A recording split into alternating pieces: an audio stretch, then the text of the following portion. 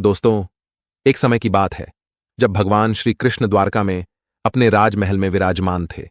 नारद मुनि वहां पधारे और भगवान श्री कृष्ण के चरणों में प्रणाम कर उनसे आशीर्वाद प्राप्त किया। नारद मुनि के मन में एक जिज्ञासा थी जिसे वह भगवान श्री कृष्ण के साथ साझा करना चाहते थे। भगवान श्री कृष्ण ने नारद जी का स्वागत करते हुए कहा, आइए देवर्षि, आज द्वारिका में किस कारण से आगमन हुआ है? अवश्य ही कोई महत्वपूर्ण समाचार लेकर आए होंगे आप। नारद मुनि बोले, हे प्रभु, आप साक्षात नारायण हैं और समस्त ब्रह्मांड के पालनहार हैं। आप तो सब कुछ जानते हैं। मैं यहां किस कारण से आया हूं यह भी आपको अवश्य पता है। भगवान श्री कृष्ण ने कहा, हे देवर्षि, मैं आपके मन की द्विधा को अवश्य जानता हूं, इसीलिए तो मैंने आपके मन में द्वारका में आने का विचार डाला है। इसलिए हे देवर्षि, अब आप शीघ्रता से अपना प्रश्न पूछ लीजिए। आपको पितामह ब्रह्मा जी के पास भी तो जाना है। तब देवर्षि बोले, हे प्रभु, आप तो सब कुछ जानते हैं और यह आपकी ही लीला है, फिर भी मैं आपसे कुछ पूछने की चेष्टा करता हूं।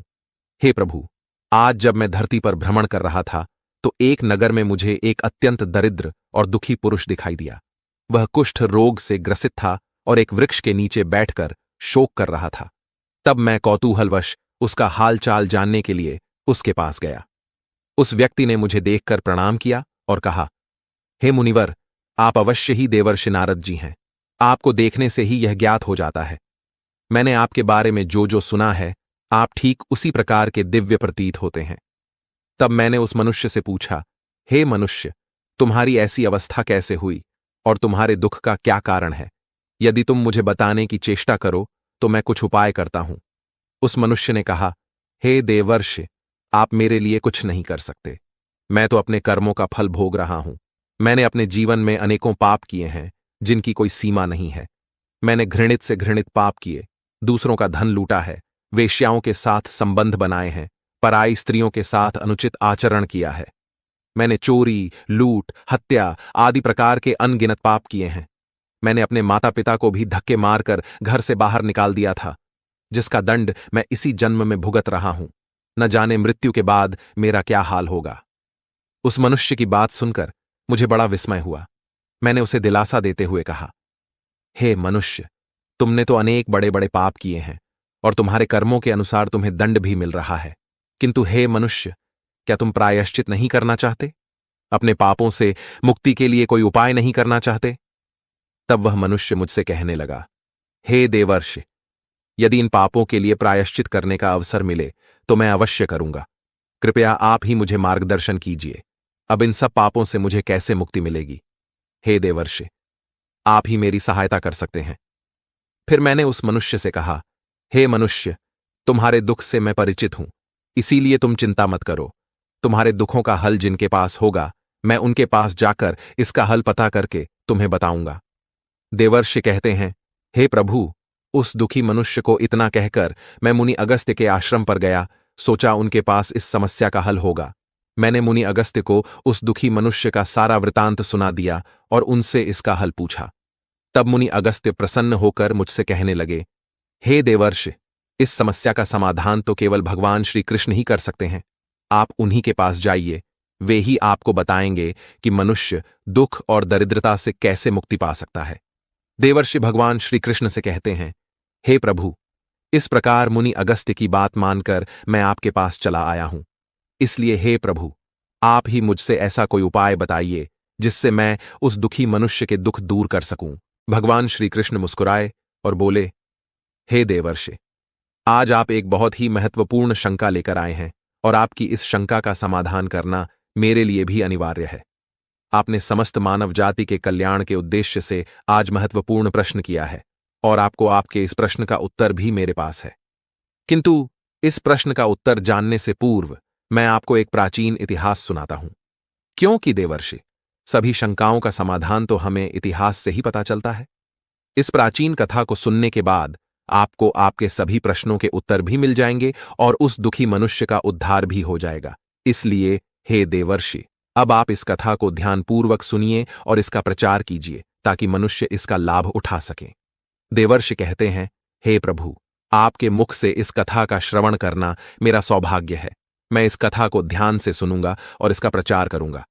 भगवान श्री कृष्ण कहते हैं, हे देवर्षि, ठीक है, अब आप इस कथा को ध्यान से सुनिए। मैं आपको वह कथा सुनाता हूं। हे देवर्षि, पूर्वकाल की बात है। मध्य देश में एक अत्यंत शोभायमान नगरी थी। उस नगरी में एक धनवान सेठ रहता था। उस सेठ का नाम था विशाल सेन, जो अपने व्यापार और संपत्ति के लिए प्रसिद्ध था। विशाल सेन एक समय में बहुत धनी और सम्मानित व्यक्ति था। उसके पास अपार संपत्ति थी, बड़ी हवेलियां थीं और उसके व्यापार दूर दूर तक फैले हुए थे। लेकिन विशाल सेन की कुछ गलत आदतें और पाप कर्म उसकी दरिद्रता का कारण बनी। विशाल सेन का जीवन बहुत ही ऐश्वर्यपूर्ण था। विशाल सेन का व्यापार एक समय में बहुत ही फला फूला था। वह अपने व्यापार में ईमानदारी और परिश्रम के लिए प्रसिद्ध था, लेकिन वह धन और संपत्ति का अपार भंडार रखते हुए भी संतुष्ट नहीं था। वह हर समय अधिक धन पाने की इच्छा में लगा रहता था। उसने अपने व्यापार में अनैतिक तरीकों का सहारा लेना शुरू कर दिया। वह गरीब और निर्दोष लोगों को ठगने लगा और अपने कर्मचारियों के साथ भी दुर्व्यवहार करने लगा। विशाल सेन की पहली बड़ी गलती यह थी कि उसने अपने व्यापार में झूठ, छल और धोखे का प्रयोग करना शुरू कर दिया। उसने अपने ग्राहकों को नकली सामान बेचना शुरू कर दिया और उन्हें धोखा देकर अधिक पैसा कमाने की कोशिश की। उसने अपने कर्मचारियों को भी धोखा दिया और उन्हें उनके काम का उचित वेतन नहीं दिया। उसने अपने व्यापारिक साझेदारों को भी धोखा दिया और उनके हिस्से का पैसा हड़प लिया। और इस प्रकार से उसका धन का लालच अधिक बढ़ता गया और इसके साथ ही विशाल सेन का अहंकार भी दिन प्रतिदिन बढ़ता गया। उसने अपने धन के मद में चूर होकर अपने परिवार और मित्रों की उपेक्षा करना शुरू कर दिया। जो विशाल सेन पहले अपने माता पिता की बड़ी सेवा करता था, वह अचानक से इतना क्रूर और दुष्ट बन गया कि उसने अपने माता पिता की अवहेलना शुरू कर दी। वह माता पिता को भी अपमानित करता था।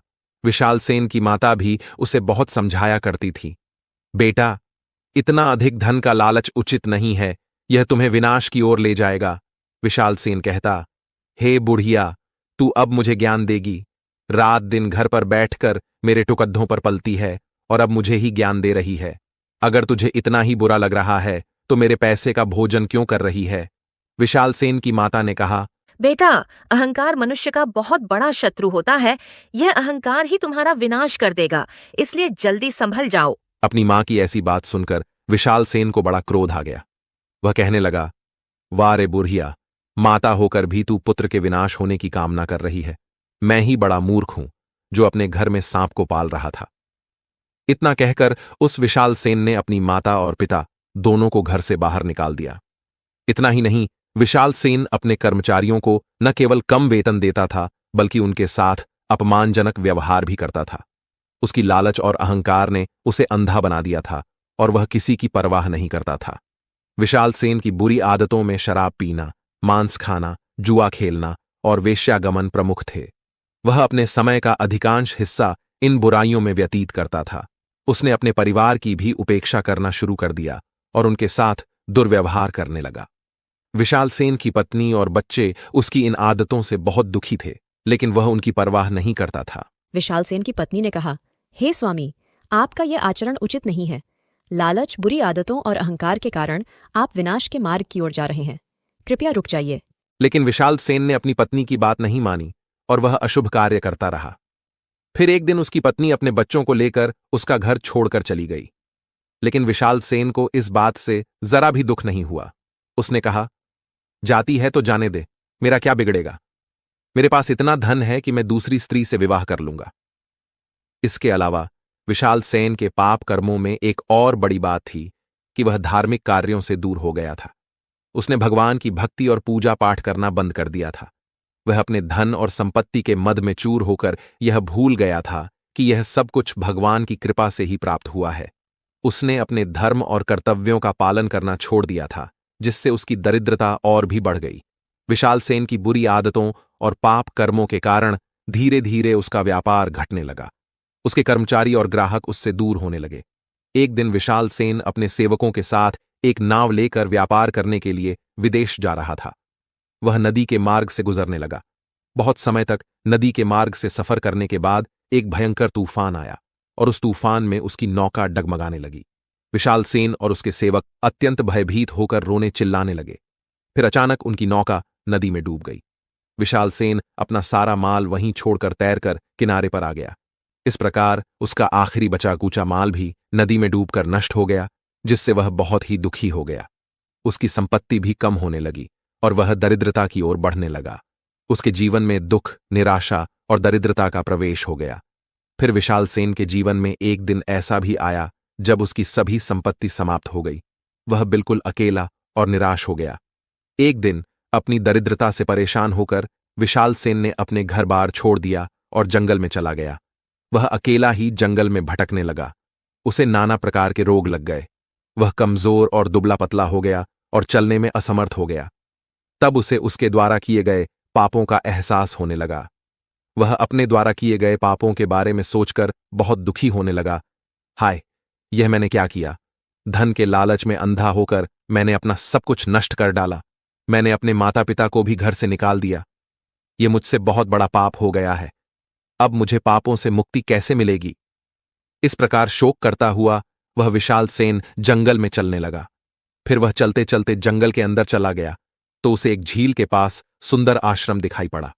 वह भूख और प्यास से व्याकुल होकर उस आश्रम पर चला गया। वह आश्रम महर्षि वामदेव का था, जो अपनी तपस्या और ज्ञान के लिए प्रसिद्ध थे। जब वामदेव जी ने एक दुबले पतले दुखी आदमी को अपने आश्रम पर आया हुआ देखा तो उन्होंने उसे आश्रम में बिठाकर जलपान कराया और भोजन दिया। फिर वामदेव जी ने उस आदमी से पूछा, हे वत्स, तुम कौन हो? तुम्हारी ऐसी दशा किस कारण से हुई है और तुम इस जंगल में अकेले क्यों भटक रहे हो? तुम्हारा जो भी दुख हो निसंकोच होकर कहो। तब विशाल सेन ने महर्षि वामदेव के चरणों में गिरकर उन्हें प्रणाम किया और कहा, हे महर्षि, मैं विशाल सेन हूं। मैं एक वैश्य था और व्यापार करता था। मैंने अपने जीवन में घोर पाप किए हैं। उसी के फलस्वरूप मेरी ऐसी दशा हुई है। मैं पहले धनवान था लेकिन अब दरिद्र हो गया हूं। वामदेव जी कहते हैं, हे वत्स, तुम ठीक ठीक से बताओ, तुमने कौन से पाप किए हैं? मैं तुम्हें प्रायश्चित करने का उपाय बताऊंगा। तब विशाल सेन ने अपना सारा वृतांत महर्षि वामदेव को सुना दिया और कहने लगा, हे महर्षि, अब आप ही मुझे मार्गदर्शन कीजिए। मेरे द्वारा किए गए पापों से मुझे मुक्ति कैसे मिलेगी? मेरी दरिद्रता का नाश कैसे होगा? महर्षि वामदेव ने अपनी आंखें बंद कर ध्यान किया और फिर बोले, हे वत्स, तुम्हारी दरिद्रता और दुखों का कारण तुम्हारी गलत आदतें हैं। धन को पाने के लालच में तुम अंधे हो गए थे और अत्यधिक अहंकार के कारण तुम्हारी यह दशा हुई है। यदि तुम अपने जीवन में कुछ महत्वपूर्ण आदतें अपना लोगे तो तुम्हारी दरिद्रता समाप्त हो जाएगी। आज मैं तुम्हें ऐसे 3 महत्वपूर्ण कार्य बताता हूं जिन्हें तुम्हें रोज सुबह उठते ही करने हैं। यदि तुम रोज सुबह उठकर यह 3 काम करोगे तो तुम्हारे दुखों का अंत होगा। तुम्हें तुम्हारा परिवार, तुम्हारा वैभव, सब कुछ मिल जाएगा। विशाल सेन ने कहा, हे महर्षि, आप जो जो कहेंगे मैं वही करूंगा। अब आप ही मेरे गुरु हैं, कृपया मुझे मार्गदर्शन कीजिए। इतना कहकर विशाल सेन ने ध्यान से सुनने के लिए अपनी आत्मा और मन को एकाग्र कर लिया। फिर महर्षि वामदेव विशाल सेन को उन 3 कार्यों के बारे में बताने लगे। हे वत्स, सबसे पहला कार्य है सुबह उठते ही अपने हथेलियों के दर्शन करना। महर्षि वामदेव बोले, तुम रोज सुबह उठते ही अपनी हथेलियों के दर्शन करो। हथेली के अग्रभाग पर मां लक्ष्मी का निवास है, मध्य में सरस्वती और मूल भाग पर श्री कृष्ण गोविंद का निवास है।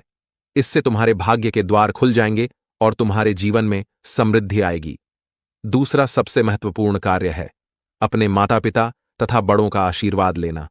महर्षि वामदेव ने समझाया, हे वत्स, रोज सुबह अपने बुजुर्गों के चरण स्पर्श करो और उनका आशीर्वाद लो। यह तुम्हारे जीवन से सभी परेशानियों को समाप्त कर देगा और तुम्हें सही मार्ग पर ले जाएगा। माता पिता का आशीर्वाद रोज लेने से सारे संकट टल जाते हैं। राग, द्वेष, अहंकार आदि प्रकार के दुर्गुण उसके शरीर में प्रवेश नहीं कर पाते हैं।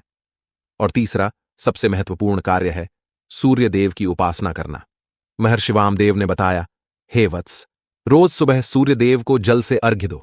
इससे तुम्हें सूर्य देव की कृपा प्राप्त होगी जो तुम्हें निरोगी शरीर और शक्ति प्रदान करेगी। सूर्य देव की उपासना करने वाले व्यक्ति की कभी दुर्गति नहीं होती है। वामदेव कहते हैं, हे वत्स, इस प्रकार से तुम इन नियमों का पालन करो, तुम्हें तुम्हारे पापों से मुक्ति मिलेगी। तब विशाल सेन महर्षि वामदेव को धन्यवाद देता है और कहता है, हे मुनिवर, मैंने अपने माता पिता को घर से निकाल दिया है। अब न जाने वे कहां भटक रहे होंगे। कृपया आप मुझे बताइए, मैं अपने पिता की खोज कहां करूं? वामदेव कहते हैं, हे वत्स, तुम्हारे माता पिता मेरे ही आश्रम में निवास करते हैं, इसीलिए अब तुम उन्हें अपने घर पर ले जाओ और उनकी सेवा करो। फिर विशाल सेन ने हाथ जोड़कर महर्षि वामदेव को नमस्कार किया और उन्हें धन्यवाद देते हुए यह संकल्प किया कि वह उनके द्वारा बताए गए सभी नियमों का पालन करेगा। इतना कहकर वह विशाल सेन अपने माता पिता को लेकर घर पर चला गया। उन्होंने रोज सुबह उठकर अपने हथेलियों के दर्शन किए, बड़ों का आशीर्वाद लिया और सूर्यदेव की उपासना की। इस प्रकार नित्य नियमों का पालन करने के कारण उसकी पत्नी भी घर पर लौट आई और वह भी इन नियमों का पालन करने लगी। फिर देखते ही देखते विशाल सेन ने व्यापार फिर से शुरू किया और अपार धन संपत्ति की प्राप्ति हुई। उसकी दरिद्रता का नाश हुआ। भगवान श्री कृष्ण ने नारद मुनि से कहा, हे देवर्षि, यह 3 महत्वपूर्ण कार्य मनुष्य के जीवन में सुख, समृद्धि और शांति लाते हैं।